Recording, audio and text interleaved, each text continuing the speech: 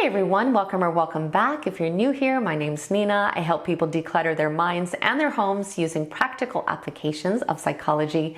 And if you're anything like me, you are starting to think about what changes you want to make in your life in the new year. And I know for many of us, it is going to be to finally clean up, declutter, and get organized. And that is what today's video is all about. I want to help support you on that journey, and I'm going to share a strategy that you've probably never considered before that will make your chances of success like 1,000 times higher, especially if you feel like this is something that you have failed at again and again and again. So I'm going to go ahead and explain it first, and then I will walk you through some definitive examples of how to put this into practice. Now, this is not a specific cleaning or decluttering technique, but a simple exercise that I have seen to be a genuine game changer for people who have struggled with mess and clutter for years that can't seem to figure out why they are unable to move forward. So let's go ahead and jump right in. And this is actually a writing and introspection exercise, and I promise you that it's effective, and it's only 4 steps. But I highly suggest that you don't just try to rush through it. It works a lot better if we take a few days or even just a few hours to come up with some very honest answers, because these answers are really the key to changing everything. Now, the first step is to sit down and write down anything and everything that you have tried in the past that did not end up helping to motivate you enough to get through the task, or simply ended up not being effective, or were things that you could not keep up with. Now, you might already be thinking, why would I want to do this? I know it seems very counterintuitive, but it's actually critical in making change, because as human beings, we don't always know what the answers are. We can't always figure out how to make something happen given our unique circumstance and how we operate as a person. And that can make it very difficult to come up with a fail-safe strategy. Now, we can probably come up with a lot of things that hypothetically might work, but it's likely that we've tried a lot of these things already, or that they weren't effective for us personally, or that there always seems to be something that is still blocking us. But believe it or not, sometimes making progress can be as simple as figuring out what doesn't work, what is actually blocking us from moving forward, and then committing to no longer doing these things, because for some reason we all have this tendency to just kind of double down on strategies that don't work. We tend to do the same things over and over and over again, even though we know we can't keep up with them, or we know that they fail. It's just a human tendency to do things that are familiar. So sometimes it really comes down to recognizing our self-sabotage and then taking that information and using it to help us create strategies that do work for us. Self-awareness really is everything in change, because it is a starting point for us to design effective methods and to have a better understanding of what kind of self-support we are going to need to be able to complete this task, and in some cases, what type of external support we might need. And that is why this list is so important. We need to understand all the things that we have tried that have failed. Now, for some of us, that answer is going to be as simple as just not doing the work, never really putting any true effort in, or endlessly planning and watching how-to videos and listening to podcasts on the topic, but never really taking action. That could be a very real and honest answer for many of us. For others, it may actually be strategies or plans that didn't work. So for example, maybe we always say we're going to set aside weekends for cleaning and decluttering, but when that time comes, we never feel like doing it. Maybe we are too busy, maybe we have family obligations, or maybe we are just too exhausted and genuinely need that time to rest. Or maybe we always have unrealistic goals and we can't complete them in a set time period, so we end up getting frustrated and we leave everything out all disheveled, and it's even more messy than when we got started. Or maybe we just never have a clear vision. We never make an actual plan. So when we have time to clean and declutter, we have absolutely no idea what we should be doing. So we just end up wasting a lot of time and nothing really gets accomplished. One of the things that I remember writing down on my own list a few years ago was that I knew that I never established new routines or habits. So even when I kind of got my home cleaned up and organized, it would never stay that way because I would always fall back into my old patterns. And another thing that I remember writing down was procrastination. I had never really thought about it or admitted it to myself before, but I realized that the real reason that I wasn't completing most tasks was simply because I never got started on any of them. I would just endlessly procrastinate. And really, there are just a million other things that could potentially go on this list. So we just want to analyze ourselves without self-judgment. We want to simply diagnose the issue. And again, we want to be careful that we're not being self-critical.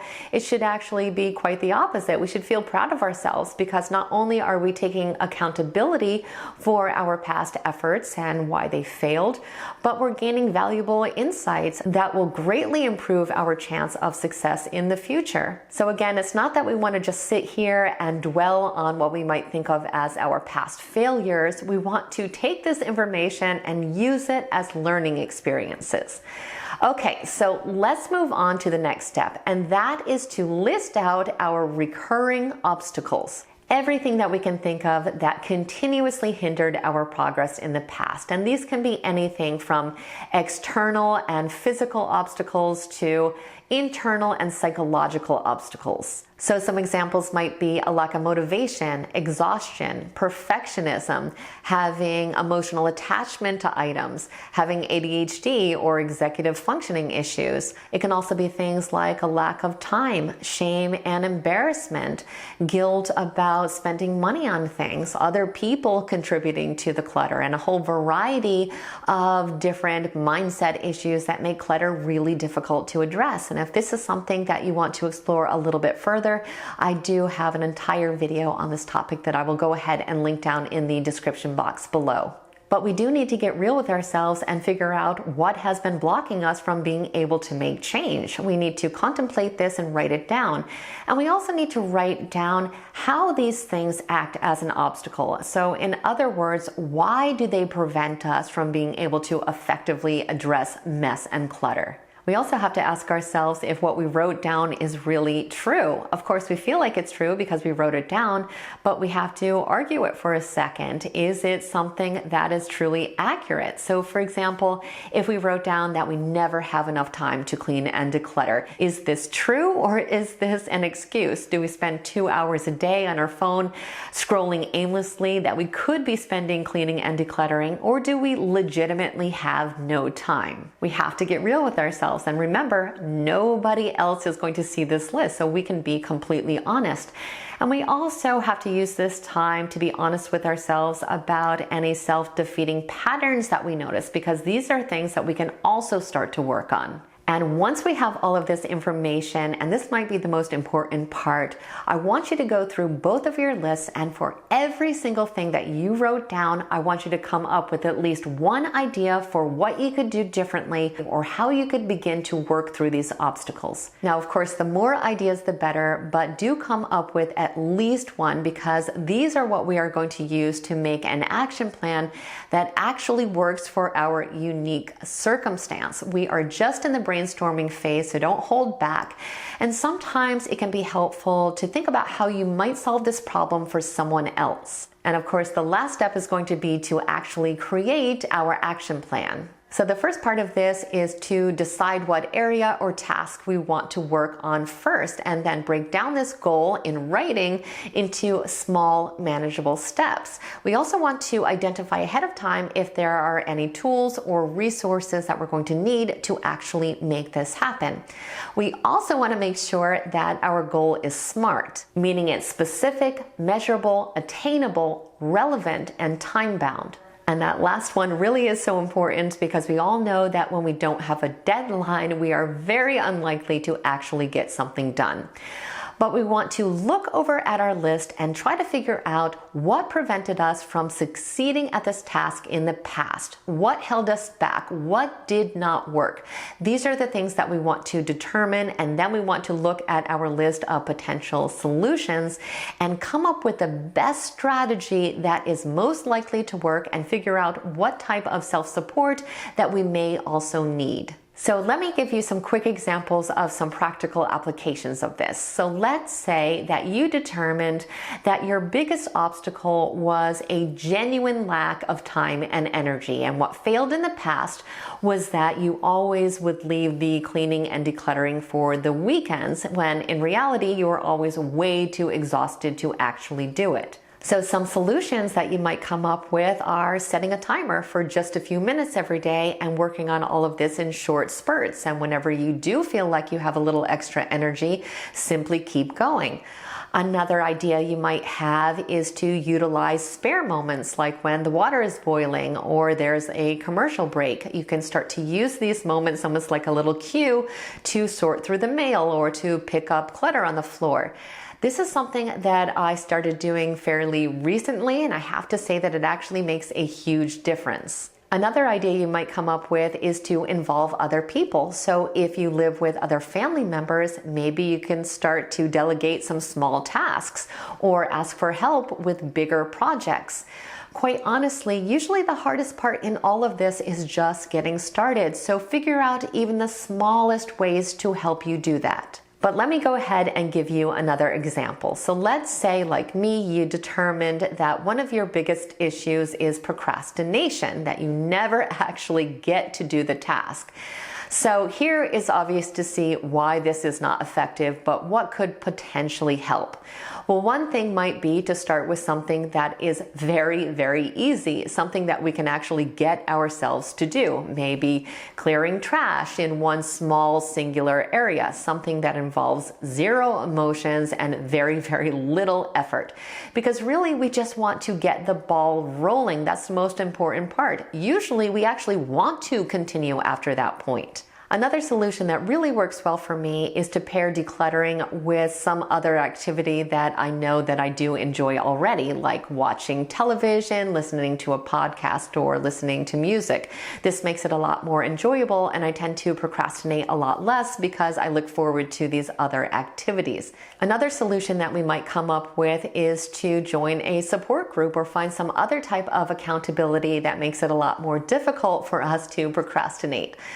Other people may want to start a reward system where they promise themselves they're going to do something that they enjoy once they finish a task. We just have to get to the point where we realize that the key to meaningful change really does come from figuring out what support and strategies we need to actually make something happen. And we can do this by looking at everything that has not worked and simply not doing these things, trying to do something else instead. Eventually, we are going to figure out what works, but we have to let go of the mindsets and the methods that have failed over and over and over again, because we are not a failure. We are just using failing methods again and again. But trust me, there is something that is going to work. We just have to find it. And this is the way to do that. And with all of that being said, I just want you to know that I believe in you. If this is something that you want to change, I know you can make it happen. I am living proof that it can be done. And this is a strategy that I use all the time, not just with decluttering, with everything. And I use it all the time with my clients as well. So I know that it works. So I truly hope that it is a game changer for you as well, because this is a year for you to finally achieve this goal. And I know you can make it happen. So as always, I truly hope you found today's video to be helpful and insightful. If you did, please like it, share it, and definitely become a subscriber if you aren't one already. I would love it if you stayed connected. I want to thank you so much for watching today, and I will see you very soon.